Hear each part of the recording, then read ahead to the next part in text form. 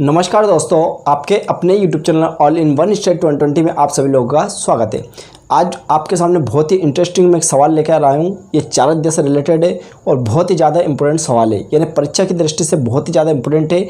इस सवाल को आप 2021 के एग्ज़ाम की तैयारी के हिसाब से इसको 100% कर ही ले। बहुत ही शानदार सवाल है। तो देखिएगा, प्रश्न वाली 4.2 का क्वेश्चन नंबर फोर्थ है, लेकिन ये क्वेश्चन इतने प्रकार से आ चुका है, वो सभी बातें मैं आपको यहाँ पर बताने वाला हूँ। तो देखिएगा, पहला क्वेश्चन है हमारे सामने कि दो क्रमागत प्राकृत संख्याएं ज्ञात कीजिए जिनके वर्गों का योग 313 है।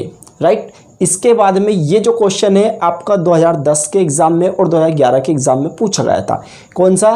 313। ये वाला क्वेश्चन आपको कौन से सन में पूछा गया था? 2010 में और 2011 में पूछा गया था। बट अथवा में ये क्वेश्चन इस टाइप से भी आ सकता है। कैसे? या इस टाइप से भी आया था। कैसे? कि दो प्राकृत संख्याएं ज्ञात कीजिए जिनका अंतर 1 है और जिनके वर्गों का योगफल 313 है। और ये क्वेश्चन आपका 2009 के बी सेड में आया था।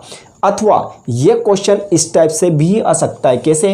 कि दो क्रमागत धनात्मक पूर्णांक, ध्यान देना क्या लिखा हुआ, धनात्मक पूर्णांक ज्ञात कीजिए जिनके वर्गों का योग 365 है। तो ध्यान दीजिए, आप यहाँ पर 365 लिखा हुआ है। तो ये आपके गणित में यानी ये आपके मैथ में 4.2 का चौथे नंबर का क्वेश्चन मिलेगा, यानी उसमें बिल्कुल यही दे रखा आपका 365। लेकिन ये क्वेश्चन इस टाइप से भी आ चुके हैं।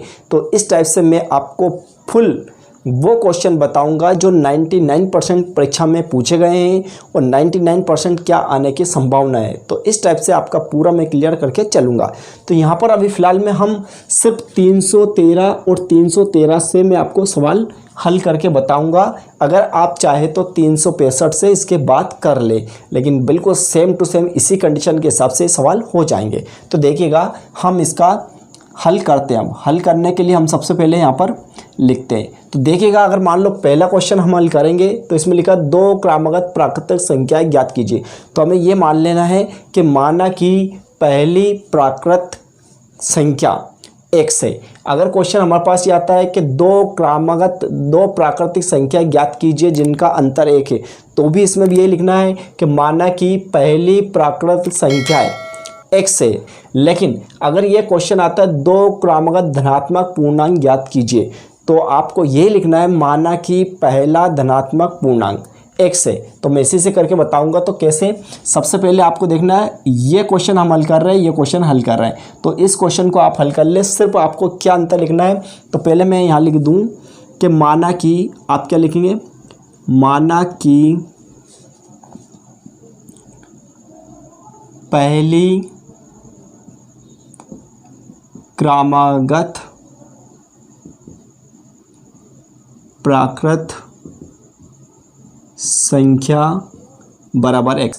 इसी के नीचे जस्ट आप लिखे दूसरी क्रमागत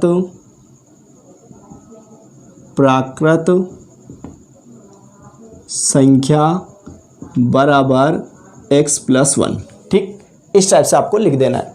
पहली क्रमागत प्राकृत संख्या x, दूसरी क्रमागत प्राकृत संख्या x + 1। अगर मान लो आप ये क्वेश्चन हल करते हैं तो आपको इस टाइप से लिख देना है, माना कि पहली क्रमागत धनात्मक पूर्णांक संख्या x, फिर इसी नीचे लिखना दूसरी क्रमागत धनात्मक पूर्णांक संख्या x + 1। इस टाइप से लिख देना है। ठीक, अब इसके बाद चलते हैं हम प्रश्नानुसार। क्या लिखेंगे हम? प्रश्नानुसार। प्रश्नानुसार का मतलब प्रश्न क्या कह रहा है उसके अनुसार हम चलेंगे। तो मान लो हम पहला क्वेश्चन हल करते हैं, दो क्रमागत संख्या याद कीजिए जिनके वर्गों का योग, ध्यान देना इस बात पे ध्यान देना, जिनके वर्गों का योग। और नीचे वाला क्वेश्चन पूछा दो प्राकृतिक संख्या ज्ञात कीजिए जिनका अंतर 1 हो और उनके वर्गों का योग। तो कहने का मतलब यहाँ पर भी वर्ग की बात हो रही, नीचे भी वर्ग की बात हो रही।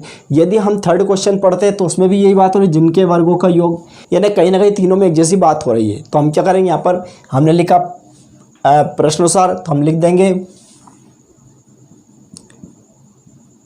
पहली संख्या वर्ग प्लस दूसरी संख्या वर्ग बराबर 313। इस टाइप से आप चाहे तो लिख सकते हैं। कैसे? पहली संख्या का वर्ग प्लस दूसरी संख्या का वर्ग बराबर 313। क्यों लिखा?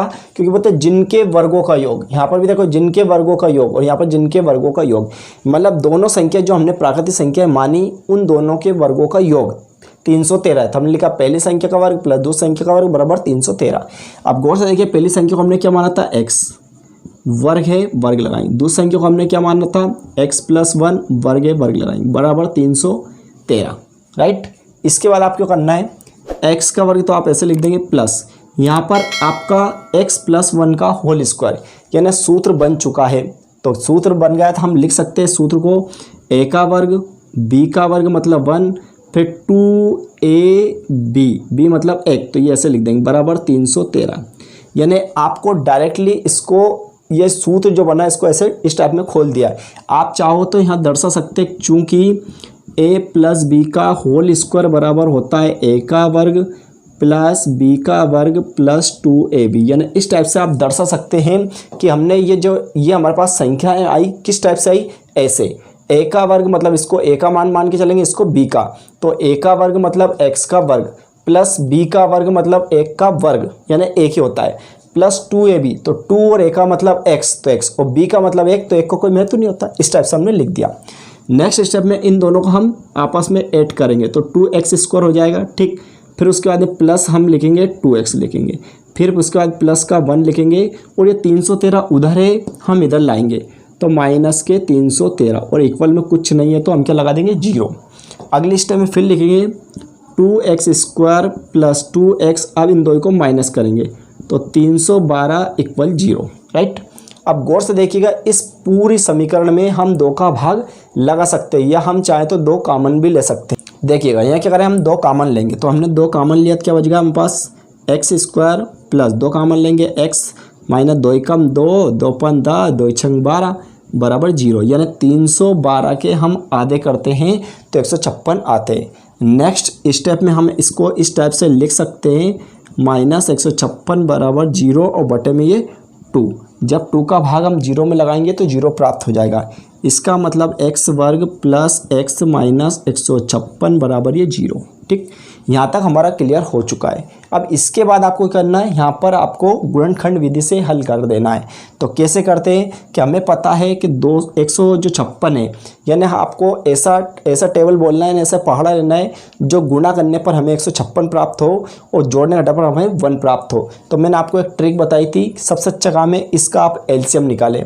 तो एलसीएम एक साइड ऐसा निकालते हैं, 156 का हम एलसीएम निकालते हैं 2 से, तो क्या हो जाएगा? 2 7 14, 1 बच जाएगा, फिर कितना हो जाएगा? 2 8 16, फिर इधर 2 से देंगे तो 2 चुक 2 3 6, कितनी बार जाएगा? 2 3 6, फिर 1 बच गया तो कितना हुआ? 18, फिर 2 से देंगे 2 9 18, फिर 3 से देंगे 3 कम 3, 3 3 9, लास्ट में 13 से 13 कम 13, राइट।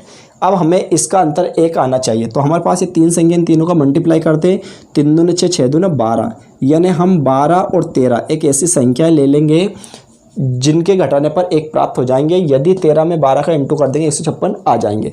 अब इस संख्या को हम कैसे लिखते हैं? तो यहाँ पर लिखेंगे हम x² प्लस, राइट। फिर देखिएगा, सबसे पहले मैंने बोला था माइनस लगाएं, आप प्लस नहीं लगाएं, माइनस। अब इन दोनों में से पहले कोई सी संख्या लिखे, चाहे 12 लिखे 13 लिखे, कोई फ़र्क नहीं पड़ेगा। तो हम लिखते हैं 13x माइनस फिर 12x फिर लास्ट में माइनस, ये 156 है तो हम चाहें तो 156 लिख सकते हैं, 13 × 12 भी लिख सकते हैं, ऐसे भी कर सकते हैं। क्यों? यानी 156 के हम टुकड़े कर लिए, यानी 12 × 13।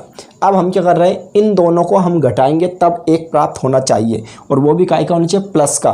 तो आप क्या करें, इन दोनों में जो संख्या बड़ी उसके आगे प्लस का चिन्ह कर दें, बस। अभी आपका सवाल बिल्कुल राइट हो चुका है, क्योंकि 13 में से 12 हम घटा देंगे तो प्लस का हमारे पास 1 आ जाएगा, यानी सवाल बिल्कुल राइट। अब इसके आगे क्या करेंगे? देखिएगा, इसके आगे हम अब कॉमन लेंगे। कैसे लेंगे? देखिएगा कॉमन कैसे लेंगे, ये देखिएगा, इन दोनों में से लेना है और इन दोनों में से लेना है। तो इन दोनों में से हम क्या ले सकते हैं? x कॉमन ले सकते हैं। क्या बचेगा आपके पास? x प्लस, यहाँ पर हम 13 बच जाएंगे, माइनस, इसमें कुछ हम क्या लेंगे? 12 कॉमन, क्योंकि 12 यहाँ भी 12 यहाँ भी, तो क्या बचेगा? x, और यहाँ माइनस ये प्लस हो जाएगा क्योंकि माइनस चिन्ह कॉमन लिया हमने।